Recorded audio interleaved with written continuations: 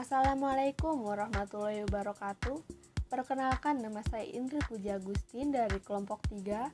Di sini saya sebagai pembawa acara untuk memimpin jalannya pemaparan materi dari kelompok 3. Sebelumnya, selamat siang kepada Ibu Dr. Isrok Atun MPD selaku dosen pengampu mata kuliah Metodologi Penelitian, dan selamat siang kepada rekan-rekan sekalian. Tentu saja saya di sini tidak sendirian. Saya ditemani oleh rekan-rekan saya. Yang pertama ada Meli Nurwati, ada Rediana Langgeng Tresna, ada Jan Kineri PIP Silaban, ada Mila Fitriani, dan yang terakhir ada Jaja Sukma. Yang pertama ada pengertian penelitian kausal. Penelitian kausal adalah penelitian yang dilakukan untuk mengidentifikasi tingkat dan sifat hubungan sebab akibat. Penelitian kausal dapat dilakukan untuk menilai dampak dari perubahan spesifik pada norma yang ada, berbagai proses, dan lain-lain. Adapun ciri-ciri penelitian kausal, di antaranya yang pertama ada memahami variabel mana yang menjadi penyebabnya dan variabel mana yang mempengaruhinya. Misalnya, katakanlah pemerintah ingin mengurangi kecelakaan mobil di jalan raya. Mereka mungkin menemukan melalui penelitian deskriptif dan eksplorasi awal bahwa kecelakaan dan kemarahan di jalan terus meningkatkan selama 5 tahun terakhir. Alih-alih secara otomatis mengasumsikan bahwa kemarahan di jalan adalah penyebab kecelakaan ini. Penting untuk mengukur apakah yang sebaliknya bisa benar. Mungkin kemarahan di jalan meningkat lebih banyak kecelakaan karena penutupan jalur dan peningkatan lalu lintas. Bisa juga karena pepatah lama, korelasi tidak menjamin penyebab. Mungkin keduanya meningkatkan karena alasan lain seperti konstruksi, kurangnya kontrol lalu lintas yang tepat atau masuknya driver baru. Ciri yang kedua yaitu menentukan sifat hubungan antara variabel kausal dan efek yang diprediksi. Melanjutkan dengan contoh di atas, katakanlah pemerintah membuktikan bahwa kemarahan di jalan semakin meningkatkan jumlah kecelakaan mobil di daerah tersebut. Penelitian kausal dapat digunakan untuk dua hal. Pertama, mengukur signifikansi efeknya seperti menghitung persentase peningkatan kecelakaan yang dapat dikontribusikan oleh kemarahan di jalan. Yang kedua, mengamati bagaimana hubungan antara variabel bekerja atau driver yang marah cenderung untuk mempercepat berbahaya atau mengambil lebih banyak risiko, menghasilkan lebih banyak kecelakaan. Selanjutnya menjelaskan tentang macam-macam metode penelitian. Terdapat bermacam-macam metode penelitian kausal, diantaranya termasuk metode penelitian eksperimental dan ex post facto atau sering disebut dengan kausal komparatif dan kolerasi. Yang pertama itu metode penelitian eksperimental. Apa metode penelitian eksperimental? Merupakan metode penelitian yang dilakukan dengan cara menguji hipotesis penelitian secara ilmiah. Dalam penelitian ini, variabel independen atau penyebab dimanipulasi dan variabel dependent diukur untuk setiap variabel asing dikontrol.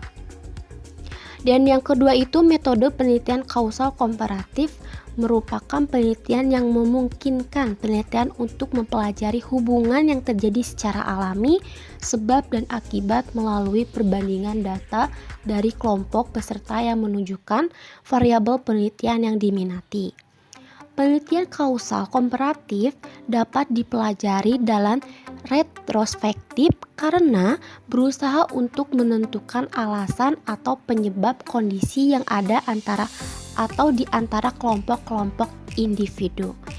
Dan yang terakhir, sedangkan untuk metode penelitian kolerasi atau korelasional adalah suatu penelitian untuk mengetahui hubungan dan tingkat hubungan antara dua variabel atau lebih tanpa ada upaya untuk mempengaruhi variabel tersebut sehingga tidak terdapat manipulasi variabel.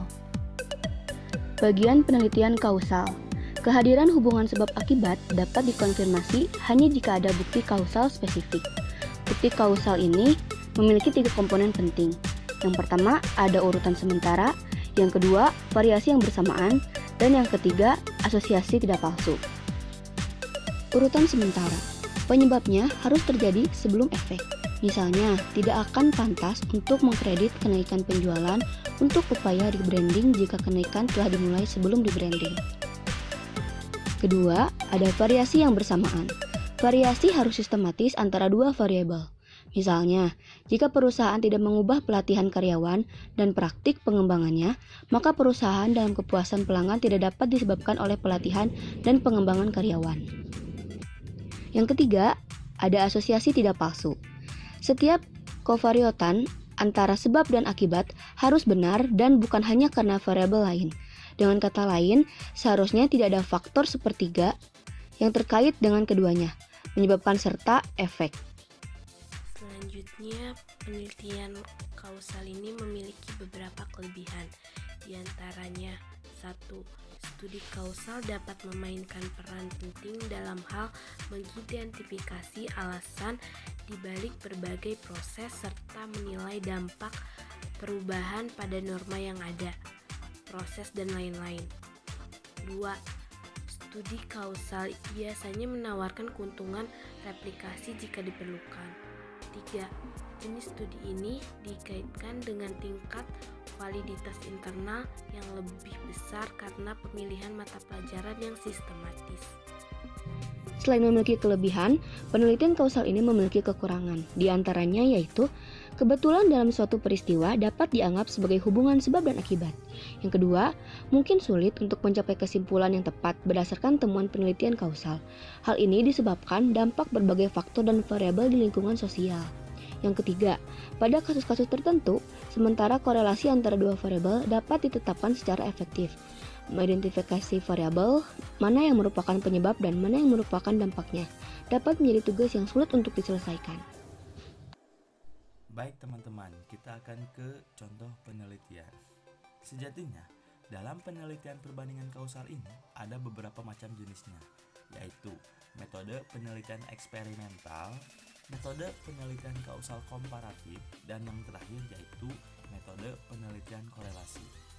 Peneliti akan memberikan contoh singkat untuk penelitian perbandingan kausal ini dalam metode penelitian kausal komparatif.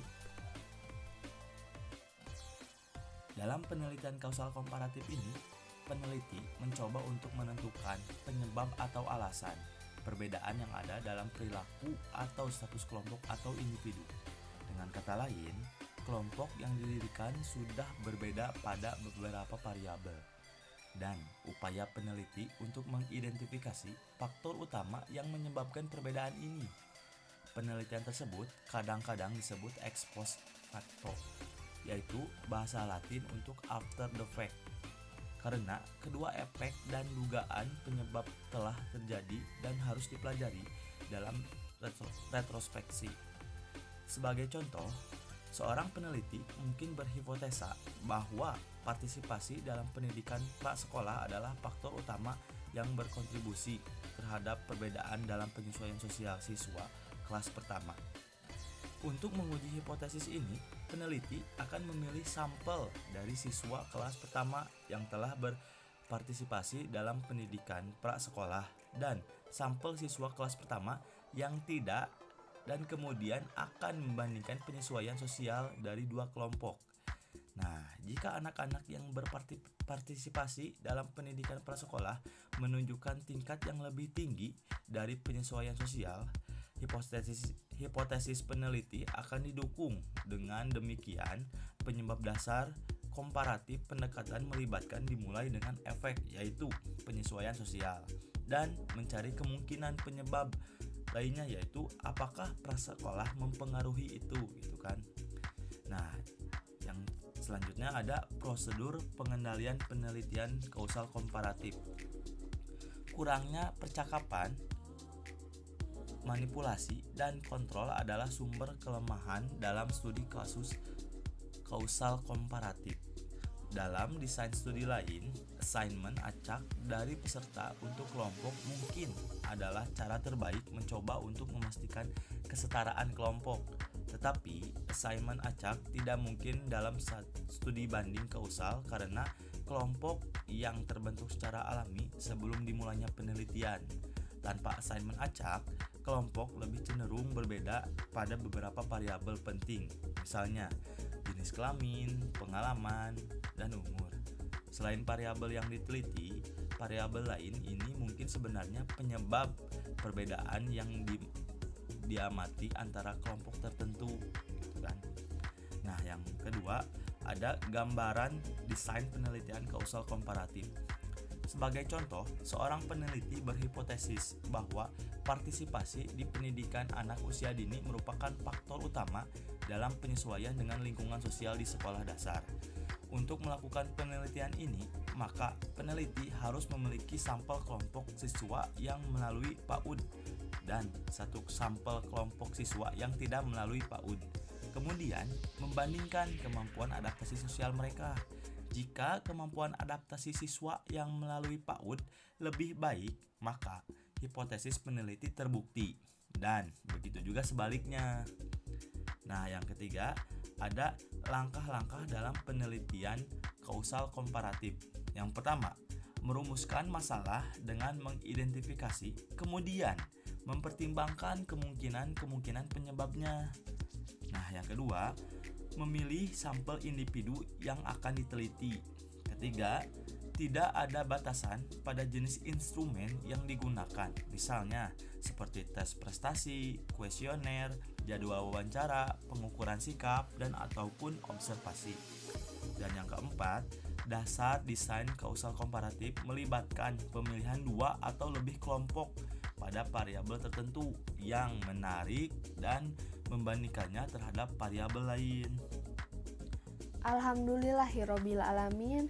Terima kasih kepada Ibu Dr. Isrok Atun MPD dan rekan-rekan sekalian karena telah ikut berpartisipasi dalam menonton pemaparan materi dari kelompok 3. Cukup sekian pemaparan materi dari kelompok 3. Mohon maaf apabila banyak kesalahan dan kekurangan. Wassalamualaikum warahmatullahi wabarakatuh.